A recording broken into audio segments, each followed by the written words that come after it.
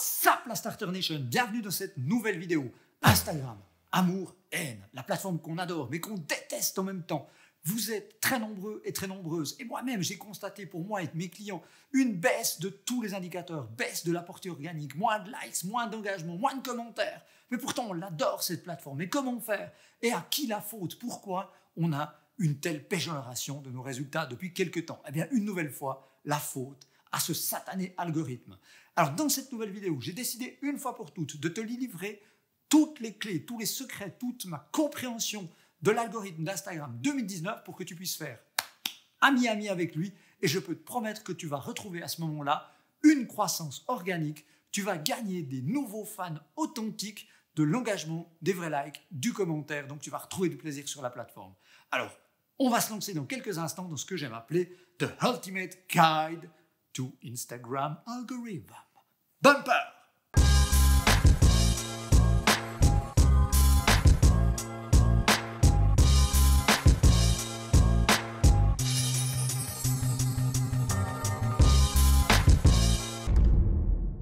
Hello à toutes et à tous et encore bienvenue sur ce channel où tu le sais probablement déjà, mon nom c'est Dan Noël, serial entrepreneur, digital marketer, digital native, fou furieux de réseaux sociaux et d'entrepreneuriat. Et je le répète, mais ma mission, ma whyology, ma raison d'être sur cette chaîne, la raison pour laquelle je me mets devant cette caméra de plus en plus souvent, c'est de t'aider, t'inspirer, t'accompagner, te passer un maximum de tips, de secrets, d'astuces pour que tu puisses lancer ton business, inventer ton futur et profiter au maximum des fantastiques effets de levier du marketing 4.0. Et depuis quelques temps déjà, moi-même, mes clients et toute la Starter Nation, je suis sûr que tu l'as également constaté, eh bien, on remarque, on observe que nos performances sur Instagram deviennent absolument catastrophiques. Vous êtes très nombreux et très nombreuses à me poser des questions, me dire, mais toi aussi, est-ce que tu as une baisse du like, est-ce que tu as une baisse du reach, est-ce que tu as moins d'engagement sur tes publications? Qu'est-ce qui se passe? J'ai l'impression que je suis shadowbanné, que je suis péjoré, qu'il y a un truc qui ne fonctionne pas, qu'Instagram ne m'aime plus. De plus en plus, j'ai envie de me barrer parce que ça me plaît de moins en moins, parce que je mets du temps, de l'énergie et finalement, je n'ai pas de résultat. Je crois qu'on en est tous à la même. Alors, qu'est-ce qui se passe là derrière? Alors, un tout petit peu d'historique. En 2016, Instagram a fait une grosse annonce. Cette grosse annonce, c'était de dire qu'ils allaient passer, à l'époque, d'un flux d'actualité ou flux de publication chronologique. Donc, quand on dit chronologique, tout s'affichait, il y avait 100% de portée naturelle, il suffisait de tout s'empiler, comme ça, tous les contenus les uns après les autres, à un flux qui n'était donc plus chronologique, mais qui était dicté par un algorithme. Un algorithme, c'est de l'intelligence artificielle, c'est du machine learning. Alors pourquoi ils ont été obligés de faire ça? C'est parce que tu imagines bien qu'un flux chronologique, c'était jouable tant que la plateforme n'était pas trop grosse. Évidemment, quand tu as quelques centaines de milliers d'utilisateurs, ça passe encore. Mais entre 2016 et aujourd'hui, on est passé sur Instagram de 500 millions d'utilisateurs mensuels actifs à plus d'1 milliard. Donc, s'ils n'avaient rien changé, tu penses bien que nous aurions tous probablement quitté cette plateforme, dégagé ailleurs parce que tu n'en as rien à fichtre, que Gilberto, dont tu n'as jamais entendu parler et qui habite au Guatemala, a adoré manger des empanadas hier soir et qu'il a posté une magnifique photo. Donc, l'algorithme est censé analyser nos comportements et montrer dans notre flux d'actualité ce qui est censé le plus intéressant pour nous maximiser notre expérience utilisateur, pour nous donner envie de rester plus longtemps sur cette plateforme. Mais je pense aussi que c'est toujours hyper intéressant et important d'aller à la racine du mal. La racine du mal, entre guillemets, c'est le business model d'Instagram. Comment est-ce qu'ils gagnent leur vie et qu'ils gagnent plutôt vachement bien leur vie? Grâce à la publicité, les annonceurs. C'est une plateforme monstrueuse en termes de revenus publicitaires. Alors, juste ce que je t'ai dit juste auparavant, leur but, c'est que les utilisateurs maximisent leur expérience, de manière à avoir envie de rester le plus longtemps possible sur la plateforme. Pourquoi? Parce que comme ça, ils vont pouvoir les exposer à beaucoup plus de publicité. Et si la plateforme a une grosse qualité d'engagement, si la plateforme a une grosse capacité à retenir les gens, eh bien, ça donne de plus en plus envie à des annonceurs, à des publicitaires, petits, moyens ou très gros, de dépenser beaucoup de budget pour se payer de l'attention. Donc, si tu comprends ça, tu comprends probablement également mieux quelles sont les articulations de l'algorithme qui se cache derrière. Le but, c'est de maximiser, comme je le disais, l'expérience des utilisateurs, tout en maximisant également le potentiel pour les annonceurs de toucher un public cible de qualité engagé parce que ça maximise les dépenses budgétaires. Et donc cet algorithme, cette intelligence artificielle, qu'est-ce qu'elle fait? Elle utilise tous les signaux qu'elle peut pour maximiser ces éléments-là, c'est-à-dire le temps passé sur la plateforme et les le potentiel publicitaire pour les annonceurs. Donc elle va utiliser tout ce que tu fais, hein, le comportement que tu as, que tous les autres utilisateurs ont sur Instagram, c'est-à-dire comment ils défilent, quel temps ils regardent une photo, là où va se balader la souris s'il s'agit du desktop, la vidéo qu'ils regardent ou qu'ils ne regardent pas, combien de temps ils vont regarder la vidéo, comment ils vont skipper à l'intérieur de la vidéo en question. De même que tout ce qui est like, commentaires, messages privés, tous ces signaux sont enregistrés, de même que une haute intelligence artificielle de recognition d'images. Donc, c'est-à-dire d'aller voir un peu ce qui se passe à l'intérieur des images, quels sont les sujets, dans quelle niche de catégorie on peut les ranger, et on va pouvoir en déduire des choses intéressantes pour pouvoir, bien entendu, optimiser le contenu qui sera montré aux utilisateurs pour, une fois de plus, leur donner envie de rester le plus longtemps possible dans cette plateforme, mais pas d'aller se balader sur un autre réseau social, puisque quand tu quittes Instagram pour aller sur LinkedIn, Facebook ou autre, eh bien, ils ont perdu du revenu publicitaire. Alors c'est comme ça, et partant de là, il y a deux possibilités, c'est-à-dire que si on veut retrouver une croissance organique, avoir des relations authentiques avec nos utilisateurs, bénéficier de tout l'effet de levier d'Instagram, qui est quand même une plateforme géniale, la première solution, c'est de continuer à pester et de dire « ouais, ce réseau est complètement nul, on me péjore, je l'aime plus, je vais ailleurs », alors qu'il y a quand même plus d'1 milliard d'utilisateurs mensuels actifs. Non, la deuxième solution, qui est à mon avis la bonne, c'est plutôt de se dire « ok, faisons ami avec l'ennemi », entre guillemets, essayons de comprendre comment fonctionne cet algorithme pour pouvoir bénéficier des effets de levier qui se cachent derrière. Donc, comment je peux démonter le fonctionnement de l'algorithme pour pouvoir en profiter. Alors, disclaimer, évidemment, parce que j'entends certains déjà qui vont, une fois de plus, me casser du sucre sur le dos, dire « mais il n'y connaît rien du tout, il ne travaille pas chez Instagram, personne ne connaît la recette, c'est comme le coca ». Alors effectivement, je ne travaille pas chez Instagram. Par contre, je fais de très nombreux tests sur mes comptes, sur ceux de mes clients. Je compulse toute la documentation qui peut sortir en ligne à ce sujet, qu'elle émane d'Instagram ou d'autres experts. Et puis, bien entendu, et peut-être que tu l'as déjà entendu sur cette chaîne, mais je le répète, j'ai quand même un tout petit peu de connaissances algorithmiques puisque mon métier de base, c'est de fabriquer des algorithmes. Et j'ai donc fabriqué des algorithmes de data mining depuis des années et des années pour des grosses multinationales. Et j'ai quelques idées qui s'avèrent souvent plutôt justes, quand on y révèle ensuite ce qui se passe derrière, de comment peuvent fonctionner ces machines puisque j'en ai conçu toute ma vie. Mais rentrons directement dans le vif du sujet. Je suis persuadé, intimement convaincu que l'algorithme d'Instagram fonctionne sur deux mécanismes, deux éléments synergiques et complémentaires et qui existent depuis que le monde est monde et qui bâtissent l'apprentissage des êtres humains. Les parents se retrouveront là-dedans, à savoir le bâton et la carotte, ou alors les phénomènes de récompense lorsqu'il y a un comportement qui est dans la norme souhaitée versus la pénalisation lorsque le comportement n'est pas le bon. Et à travers ces deux mécanismes-là, tu vas donc forger un outil, tu vas créer une machine qui va être d'une immense pertinence pour construire un flux d'actualité à la fois méga intéressant pour les utilisateurs, de manière qu'il reste le plus longtemps possible, mais également pour récompenser les annonceurs qui vont dépenser une pétée de fric sur la plateforme. Alors débutons par le bâton, parce que je crois vraiment que c'est sur cet aspect-là qu'Instagram a sérieusement serré la vis depuis quelques temps, et la raison pour laquelle la plupart d'entre nous, malheureusement, pour des raisons valables, véritables ou des effets de bord, des erreurs, eh bien on constate une baisse de nos résultats sur Instagram. Parce que pour donner suite à tous les débats, tous les problèmes qui ont été faits sur Instagram, en disant il y a énormément de faux influenceurs. D'ailleurs, il y a des vidéos qui ont parlé de ça, qui ont fait des centaines de milliers de vues. Et les marques, bien entendu, ils ont envie de dépenser du budget publicitaire à bon escient.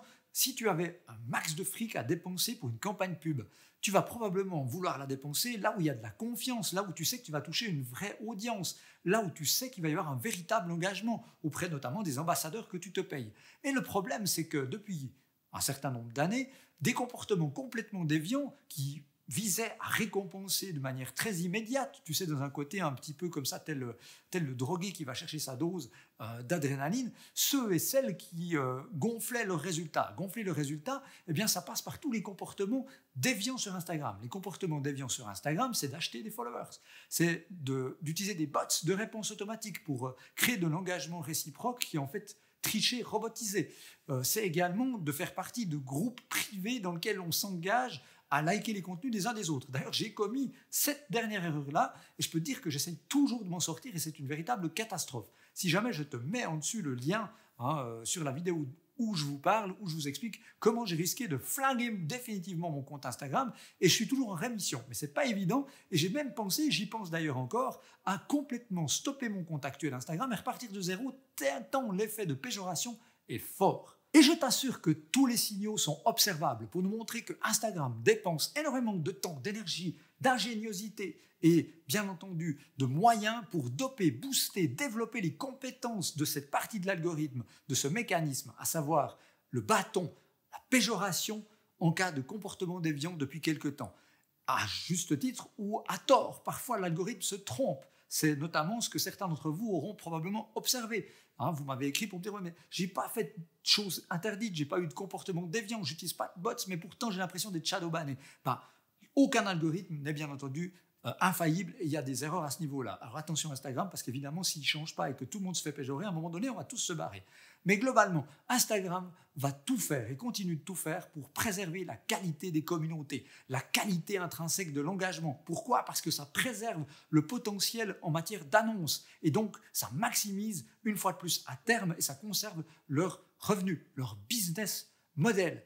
Et bien entendu, si ton compte n'est pas bon en termes de confiance, et je suis une fois de plus persuadé, je ne suis pas le seul, que Instagram, pour ton compte, mon compte, celui de l'intégralité des utilisateurs, calcule de manière dynamique et constante un score de confiance sur plein d'indicateurs qui sont observés. Et plus ton score de confiance est important, et plus tu as de chances, bien entendu, d'apparaître en référence lorsque tu te positionnes sur un hashtag.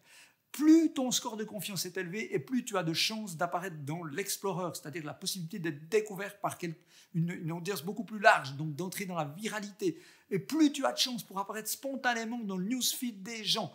Et bien entendu, il n'y a pas que ça, et je pense que c'est monstrueusement vicieux parce que je suis une fois de plus intimement persuadé, je ne suis pas le seul, que non seulement notre propre score pour notre compte de confiance compte énormément dans les performances sur Instagram, mais également qu'ils vont boutiquer, calculer, intégrer les scores de qualité de notre propre communauté, de notre propre audience. Ce qui signifie que si tu as une audience de piètre qualité, c'est-à-dire que tous les gens te suivent, sont des gens qui ont des comportements déviants, des comptes qui sont des comptes fantômes, ou que ce sont des gens qui ne se connectent pas, qui ne s'engagent pas et qui ont un score de confiance qui est très bas, eh bien, ils vont, par effet de ricochet, comme ça, péjorer également tes propres résultats. Donc ça veut dire qu'il faudrait même également épurer sa propre communauté, ses propres fans, ses propres followers pour avoir la communauté la plus compacte de qualité possible pour pouvoir éviter au maximum ces effets donc de péjoration, le coup de bâton de l'algorithme d'Instagram. Ce qu'il faut donc retenir du bâton, c'est que éviter absolument, stopper tout de suite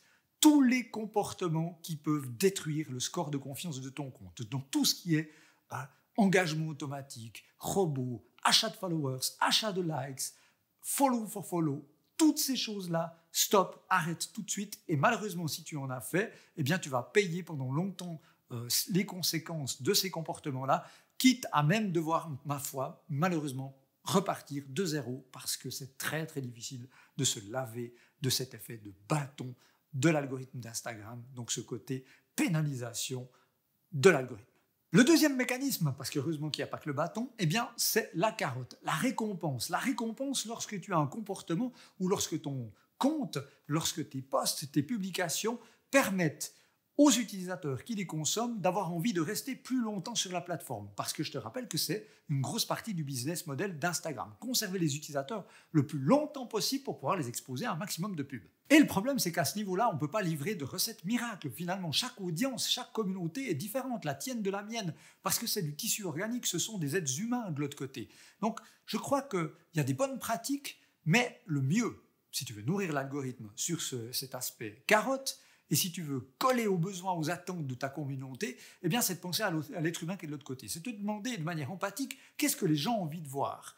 Quels sont les types de contenus qu'ils préfèrent, avec lesquels ils s'engagent le plus, qu'il s'agisse par rapport au type de sujet photographique ou de vidéo que tu choisis, les textes que tu mets dans tes captions, les mots-clés que tu veux utiliser, les hashtags. Il y a quelques clés comme ça qui vont pouvoir être activées, mais le tout, c'est de faire un maximum de tests pour pouvoir coller au mieux aux besoins de ta communauté, de ton audience qui, une fois de plus, est chaque fois spécifique. J'ai déjà eu l'occasion souvent de vous parler de ces techniques, de ces pratiques, de ces best practices pour Instagram sur cette chaîne, mais j'avais envie de vous répéter quelques clés fondamentales.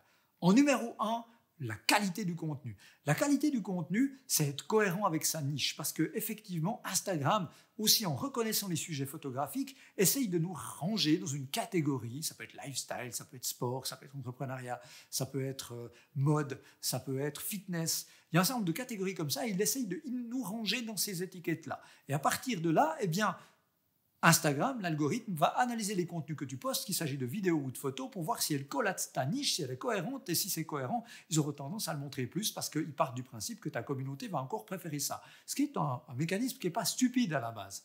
Le seul problème, c'est qu'Instagram devient malheureusement un peu trop nicheur comme ça. Et puis, on peut être rangé dans une catégorie qui est tellement petite que finalement, dès qu'on fait quelque chose qui sort un tout petit peu de l'ordinaire et des comportement, like, engagement de notre communauté face à ce type de contenu et tout d'un coup on est péjoré. C'est une fois de plus la délicatesse, peut-être le côté un peu trop pointu de l'algorithme. Mais ce que je te suggère de faire, c'est de voir quels sont les contenus qui fonctionnent le mieux pour toi, en termes de photos, en termes de vidéos. Et puis, continue de produire des contenus qui vont dans ce sens-là. Ceux qui ont engagé, qui ont créé le plus de liens émotionnels authentiques avec ta communauté, eh bien, essaye de rester dans cette verve-là, dans cette énergie-là, et en évoluant si tu le souhaites, mais pas trop, et surtout, lentement, de manière à ne pas te faire rattraper par l'effet d'algorithme. L'idée ici, c'est vraiment une fois de plus de maximiser l'expérience de l'utilisateur, de ton audience, au travers de contenus que tu vas poster et qui vont lui plaire. Cohérence, style, mais encore une fois de plus, tout le monde n'a pas besoin d'être un photographe hautement qualifié à la Helmut Newton. Il y a plein de comptes qui fonctionnent d'enfer avec des photos qui sont faites juste en selfie et téléphone. Il n'y a pas besoin d'être le Peter McKinnon absolument pour réussir. Par contre, il faut vraiment que tes contenus, quel que soit leur fond et leur forme, plaisent à ton audience. Et si ce n'est pas le cas, fais des tests, change un peu ton fusil d'épaule jusqu'à trouver la bonne recette. La deuxième clé, c'est vraiment de soigner les captions, c'est-à-dire les textes qui vont dessous les photos ou dessous la vidéo. Ça a l'air de rien, il y a beaucoup de gens qui n'y passent même pas de temps, voire qui mettent que dalle dessous. Mais je peux te garantir que ça change vraiment la vie. Et que, d'une part, la communauté lit beaucoup ces commentaires-là, ou plutôt ce texte-là, et ça peut leur donner bien entendu plus ou moins envie d'entrer dans la discussion et de s'engager, mais les algorithmes ou l'algorithme analysent également les captions pour voir comment il doit te positionner dans l'index en matière de confiance et en matière de visibilité dans le flux. Donc clairement, il va falloir soigner tes captions. Et c'est vrai qu'on me demande souvent, mais qu'est-ce que c'est qu'une bonne caption en termes de longueur, en termes de ton, en termes de mots-clés? Eh bien, je crois que la bonne manière de faire, une fois de plus, c'est d'imaginer que de l'autre côté, si tu mets un tout petit peu side comme ça, l'algorithme pour un moment, de penser que c'est des êtres humains. Alors, il faut développer ton style. Et une bonne piste, un bon point de départ, c'est de dire, toi, comment tu communiques avec tes amis, avec tes potes, avec tes proches. Et écris dans cette verve-là, écris de cette manière-là. Écris comme tu le sens, la manière dont tu t'exprimes tous les jours. Ça sera authentique, ça engagera plus. Et surtout, soigne aussi, je dirais, le fond de ce que tu dis, de manière à être inspirant, motivant et surtout de donner envie aux gens d'interagir avec le contenu, c'est vraiment de le liker et d'aller probablement, ce qu'on souhaite tous, plus loin, c'est-à-dire de commenter, de lancer une discussion et bien entendu d'alimenter cette discussion au fur et à mesure. Et ça commence par la caption et ça suit par les différents commentaires dans lesquels tu dois toi-même t'engager. Donc, questions, demander l'avis des gens, aller au fond de l'aspect motivationnel de l'audience qui va consommer ton contenu. Je crois vraiment que c'est la clé pour écrire une bonne caption tout en restant authentique. Une fois de plus, une des clés, sois toi-même, parle comme tu parles avec tes proches, avec tes potes, ton entourage et tu verras que ça fonctionnera d'enfer. Le point numéro 3, c'est les hashtags. Les hashtags demeurent quelque chose d'hyper important sur Instagram, qu'il s'agisse de nourrir l'algorithme, bien entendu, puisque c'est le thème de cette vidéo, mais également pour renforcer ton pouvoir d'être découvert au hasard de l'Explorer ou dans le flux d'actualité de gens qui suivent un hashtag spécifique. Donc je te remets si jamais le lien, j'ai fait une vidéo complète sur les hashtags sur Instagram en 2019, mais je pense que ce qu'il faut retenir, c'est d'une part, évite une nouvelle fois tous les comportements que l'algorithme pourrait qualifier de robotiques ou de bots style. Alors pour éviter ça, il faut bien entendu ne pas remettre tout le temps la même liste de hashtags, tout le temps la même, de manière répétitive. Non, il va falloir utiliser des hashtags contextuels, puisque le robot, l'algorithme, l'intelligence artificielle est capable de voir ce qu'il y a sur ta photo et voir s'il y a un lien, une cohérence évidente entre les hashtags et le sujet photographique, et puis surtout également de prendre des hashtags à la fois de traction, donc avec suffisamment de volume de recherche, mais où tu n'as pas non plus une compétition gigantesque. Et tu vas mixer, bien entendu, avec une petite dose aussi de hashtags qui peuvent être plus spécifiques, plus des hashtags de brands ou de niche, et tu complètes comme ça ton panorama. Mais une fois de plus, je te remets le lien en dessus si tu veux avoir tout le détail de ma technique, ma stratégie en 2019 pour optimiser tes hashtags sur Instagram. Pouf, j'espère que tu es toujours là parce que c'est une sacrée vidéo avec beaucoup de contenu, mais je te l'avais dit, c'est The Ultimate Guide to the Instagram Algorithm. Alors le quatrième point, c'est l'heure de publication, les jours de publication, le rythme de publication, une fois de plus. Alors, le rythme de publication, idéal, difficile à situer, mais la plupart des experts disent entre 3 et 5 fois par semaine. Alors, pour pouvoir connaître les bons jours, les bonnes heures, je te suggère d'aller directement dans Instagram, dans la partie statistique, si tu as un compte professionnel ou un compte d'influenceur ou un compte, de producteur de contenu, et tu peux donc analyser ta communauté et voir quels sont les jours et les heures où tu as le plus d'audience, où ton audience se connecte le plus. C'est dans ces heures-là qu'il va falloir poster parce qu'une fois de plus, l'algorithme tient compte de la rapidité de l'engagement pour ensuite étendre le cercle de visibilité, d'abord dans ta communauté, puis ensuite extra-communauté, extra-audience. Donc vraiment, il est capital d'éviter de poster lorsque toute ton audience dort, quand les gens sont au boulot et que personne ne voit rien du tout.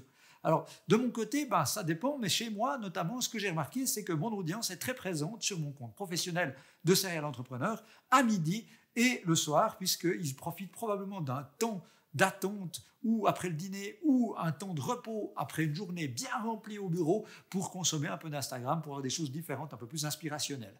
Sur mon autre compte, qui est mon compte de musique, là j'ai des horaires complètement différents et des jours complètement différents, puisque en tant que musicien électronique, mon audience est beaucoup plus mondiale et j'ai notamment beaucoup de fans aux États-Unis. Et à ce moment-là, je vais donc adapter mes heures et mes jours de publication à mon audience spécifique qui se situe sur le continent nord-américain, quitte à utiliser des stratagèmes ou des applications tierces de publication pour être sûr de publier à la bonne heure, ceci même si je suis en train de dormir. Et une fois de plus, j'en entends certains déjà me dire « Oui, mais Instagram va péjorer tes publications lorsque tu utilises des applications tierces qui te permettent de publier. » Alors, c'est à la fois une légende urbaine, mais certains semblent avoir remarqué quand même certains effets. C'est vrai que dans la politique Instagram, si tu observes un petit peu, on voit qu'ils ont tendance à verrouiller et que toutes les applications qui utilisent l'API sont plutôt mal vues par Instagram. Mais parfois, on n'a pas vraiment le choix. Je crois que sauf si tu veux te lever en pleine nuit selon ton audience, ça va être compliqué de pouvoir publier à n'importe quelle heure du jour et de la nuit sans utiliser d'applications tierces de programmation de publication. Sur ce point spécifique, votre avis, la Starter Nation, me serait vraiment très utile et je suis super intéressé à savoir si vous-même, pour vos propres comptes, vous avez déjà constaté des différences de portée, de performance sur Instagram selon que vous publiez en direct dans l'application via votre téléphone ou lorsque vous utilisez des applications tierces type Buffer, type Hootsuite ou Later. Donc si jamais, surtout n'hésitez pas, écrivez-moi en commentaire dessous vos expériences, ça m'intéresse au plus haut point. Le cinquième point ou le cinquième élément, rien à voir avec Besson, je te promets. Mais le cinquième point, c'est bien entendu de devenir utilisateur de toutes les fonctionnalités d'Instagram, toutes celles qui sont offertes par Instagram pour pouvoir bénéficier bien entendu d'un effet de lift du mécanisme de la carotte. Alors pourquoi ? Parce que rappelle-toi une fois de plus, Instagram, dans son business model, a vraiment besoin que les gens restent le plus longtemps possible sur la plateforme. Et donc, ils ont dépensé, ils continuent de dépenser des montagnes de fric pour développer des nouvelles fonctionnalités. On avait le feed au départ. Ensuite, on a eu la vidéo. Ensuite, on a eu Instagram Stories, avec toutes ces possibilités créatives, le live et tout ce que tu peux imaginer, des stickers, la totalité, des sondages, la totale. Et aujourd'hui également, on a IGTV qui peine un petit peu à décoller, mais dans lequel ils ont mis beaucoup d'énergie, beaucoup d'argent, beaucoup d'ingéniosité, une fois de plus. Et toutes ces fonctionnalités supplémentaires de la plateforme sont faites pour pouvoir offrir l'expérience 360 degrés la plus globale, la plus complète, la plus plaisante aux utilisateurs, pour qu'ils aient envie de rester une fois de plus le plus longtemps possible dans Instagram, plutôt que de cliquer sur leur téléphone mobile sur une autre icône pour changer d'application de réseau social, de manière, une fois de plus, à maximiser leurs revenus publicitaires. Et donc, bien entendu, l'algorithme du côté de la carotte va avoir tendance à récompenser en termes de performance, de reach, de vue, de potentiel d'être positionné sur les hashtags spécifiques ou d'apparaître dans la page d'Explorer, des comptes, des producteurs de contenu qui utilisent au maximum tous les outils. Et on constate, si on regarde les statistiques ou tu observes un certain nombre de comptes à la loupe, tu verras que certains comptes décollent quasiment de rien du tout et deviennent très populaires rapidement ces derniers temps parce qu'ils exploitent à fond, au maximum tous les canaux. Ils postent non seulement sur le feed, mais ils vont poster 6, 7, 8 stories par jour. Et en même temps, ils vont également produire du contenu spécifique, format vertical ou spécifiquement taillé pour IGTV. Ils y mettent de l'énergie. Ils utilisent toutes les fonctionnalités qui sont à leur disposition. Et à ce moment-là, qu'est-ce qui se passe? L'algorithme les récompense, montre à plus de monde et font augmenter l'effet de viralité. Et donc, les résultats, le boosting est directement observable sur ces comptes-là sur Instagram. Et finalement, je voulais encore partager avec toi un point bonus. Ce point bonus, c'est la patience. La patience parce que développer de l'attraction, développer une audience, ça prend beaucoup de temps. Et on a tous eu tendance, à un moment donné, où on aura tous tendance à l'impatience, se dire qu'est-ce que je peux faire pour essayer de booster mes résultats au plus vite. Et c'est dans ces moments-là, un peu de solitude face à une énergie que tu as investie sur la plateforme et que tu vois que ça ne décolle pas, qu'on peut tout à coup prendre une mauvaise décision. Payer une plateforme bizarroïde en Inde ou quelque chose comme ça, rejoindre un groupe d'engagement mutuel pour pouvoir bénéficier de cette espèce de gratification, tu sais, instantanée, de dire « Ah tiens, ça marche enfin, j'ai enfin beaucoup de likes, j'ai enfin beaucoup de communautés qui se développent ». Et c'est le pire du pire, puisque tu vas te faire massacrer par l'effet du bâton de l'algorithme. Donc, patience, les bonnes choses prennent beaucoup de temps à se développer, et ensuite, lorsqu'elles sont installées, elles vont te durer pendant très longtemps, donc c'est un investissement à long terme. Et puis, je rajouterai également tester, tester, tester et tester encore, puisque, comme je te l'ai dit plusieurs fois sur cette chaîne, et plus particulièrement dans cette vidéo, chaque communauté est différente, on parle d'un tissu organique, les choses évolue. Le tout, c'est de rester toujours, de coller aux attentes, aux besoins, aux envies de ta propre communauté, de ta propre audience. Donc le mieux, c'est de tester au maximum et puis de faire des petits ajustements au fur et à mesure, comme ça, dans un espèce d'esprit de growth hacking pour toujours être le plus en adéquation avec ce qu'attend ta communauté, ton audience pour maximiser leur expérience sur Instagram et créer une relation durable, authentique, réelle avec ces gens-là qui se situent de l'autre côté de l'Instagram pour toi. Yes, tu connais à présent les secrets de l'algorithme d'Instagram, plus spécifiquement les mécanismes de la carotte et du bâton. Je t'ai livré donc ce que j'aime appeler mon Ultimate Guide. Et j'espère vraiment que cette vidéo te soit utile. Si c'est le cas, surtout n'hésite pas, fais-toi plaisir. Démonte, explose, pouah, le like bouton, c'est juste en dessous que ça se passe. Comme d'habitude, n'hésite pas non plus à partager cette vidéo avec quelqu'un de ton entourage, de ta communauté, que ça pourrait également intéresser. Il me reste à te suggérer de t'abonner à cette chaîne si tu souhaites recevoir encore plus vite mes trucs, mes astuces, mes tips, mes secrets pour pouvoir lancer ton business, inventer ton futur et activer tous les fantastiques leviers du digital marketing et des réseaux sociaux pour booster ton business, booster tes résultats. Et d'ici à une prochaine vidéo qui arrive très vite, il me reste à te souhaiter le plein succès, un max de fun dans tout ce que tu fais et surtout, d'ici là, n'oublie pas, be a star!